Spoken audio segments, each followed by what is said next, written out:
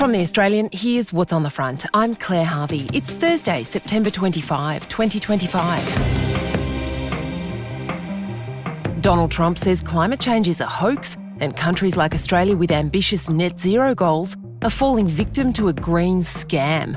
Meanwhile, in New York, Anthony Albanese overnight vigorously defended his government's aggressive targets to reduce greenhouse gas emissions.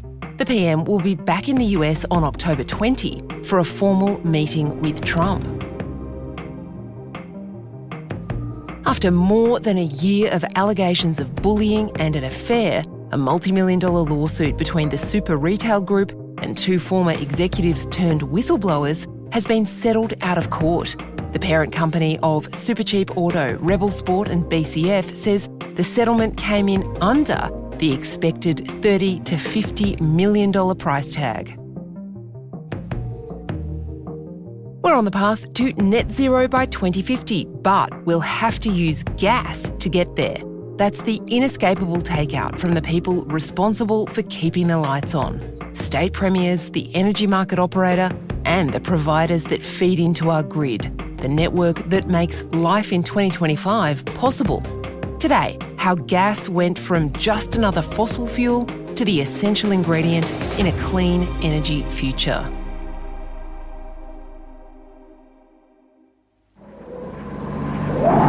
Is the pattern of the world's weather changing? Could Sydney be next? Sydney buried in snow. Ice skaters zipping underneath the harbour bridge. Natural gas gives you natural heat to see you through the most trying cold snaps. Cosy heat that gets into every corner of your room. This is a TV ad for AGL from the early 1980s. Don't be left out in the cold. The product is something the industry calls natural gas, mainly composed of methane, extracted from underground and cooled until it becomes a liquid. Climate alarmism is nothing new, and back in the 80s, when the phrase global warming was just entering the lexicon, gas companies could see they needed to convince consumers their product was part of a future that looked increasingly scary. New gas projects weren't being approved. Demand was winding down. Fast forward to 2025, and gas is still fighting for its future, except now it looks like being the only fossil fuel to survive the transition to renewable energy. But do we have enough to keep the lights on? My support for gas is underpinned by my desire for net zero. This is South Australian Premier Peter Malinauskas. He's begging the New South Wales Premier, Chris Minns, to fire up more gas production at a huge field in Narrabri. It's been talked about for years, but hasn't come online. Malinauskas wants New South Wales to match South Australia's push to find more gas and get it out of the ground. Now, the eco-purists that fill Instagram with screeds demanding an end to gas production, they should be careful what they wish for. And for the rest of us, are we going to let energy policy in our country be determined by the socials or by the science? If there's gas out there, this is the time to get it out of the ground. Coal is slowly shutting down, and nobody's really fighting to save it. And in Australia, unlike Europe, nuclear power isn't filling the gap. Daniel Westerman is boss of the Australian Energy Market Operator. They monitor energy coming into the grid and can direct power station operators to fire up fossil fuel or battery systems if the grid's in danger of instability, as Westerman says, when it's cold, dark and still. Westerman says as coal shuts down, we need to find a way to keep the grid from collapsing in times of demand surges, like when we all get home on a winter afternoon and put on our dryers, heaters, TVs and kettles and plug in our cars to recharge. And those gas turbines that Australia does need might burn fuel only 5% of the time as the ultimate backstop for reliability when it's cold, dark and still. But they can keep our power system stable and secure 100% of the time just by spinning. AEMO says we're going to run out of gas for the East Coast domestic market by 2029. And the federal government's looking at an East Coast reservation policy, where some gas is quarantined for domestic use. Australia's capable of producing vast amounts of gas, but much of the existing supply is exported, even as prices soar for households here. Chris Minns says he gets it. Gas is a crucial part of the jigsaw puzzle. And the New South Wales Premier, who's a jogging buddy of Malinauskas, says it's not his government holding up Narrabri, which has been furiously opposed by environmental activists. I know it's a controversial issue in some quarters, but the project is incredibly important for our state. Narrabri could provide half our gas needs in New South Wales, and considering we're currently producing basically nothing when it comes to gas that we consume in the state, it would be a huge help.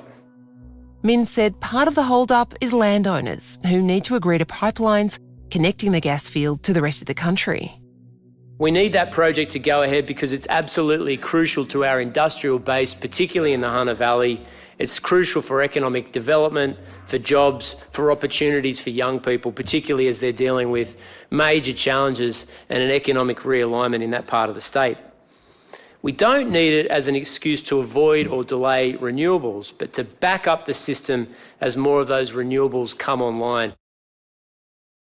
The federal government says we're getting to net zero by 2050. That means any greenhouse gas emissions, like methane, are reduced and offset, so we're effectively no longer contributing to climate change.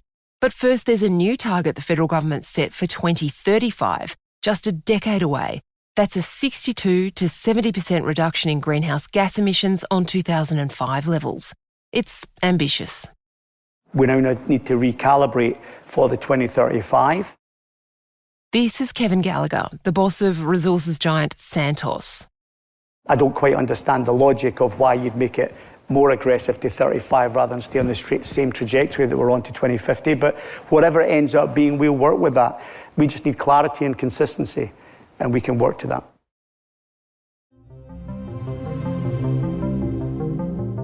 Coming up, so what does all this mean for our hip pockets?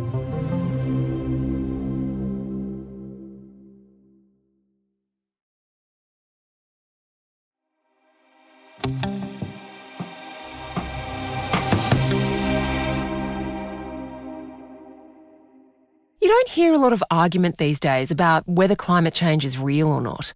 Now, the big conversation is about the price of electricity. The Australian's Chris Uhlmann interviewed South Australian Premier Peter Malinauskas at Energy Nation.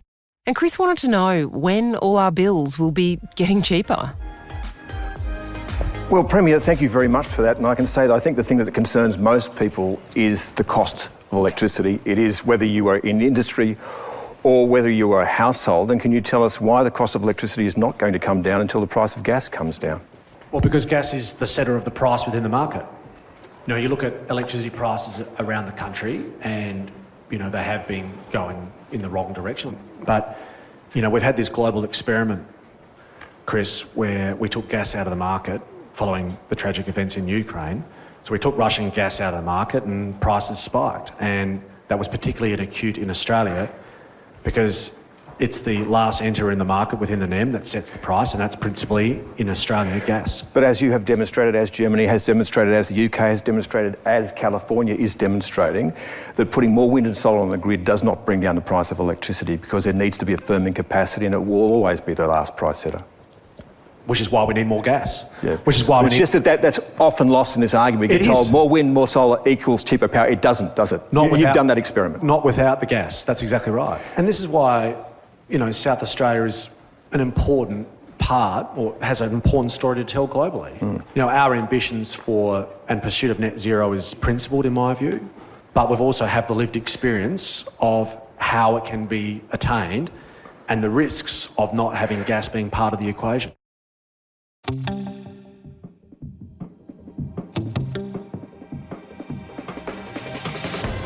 The Australian breaks all the big yarns about the energy transition, and you can check it all out live at theaustralian.com.au.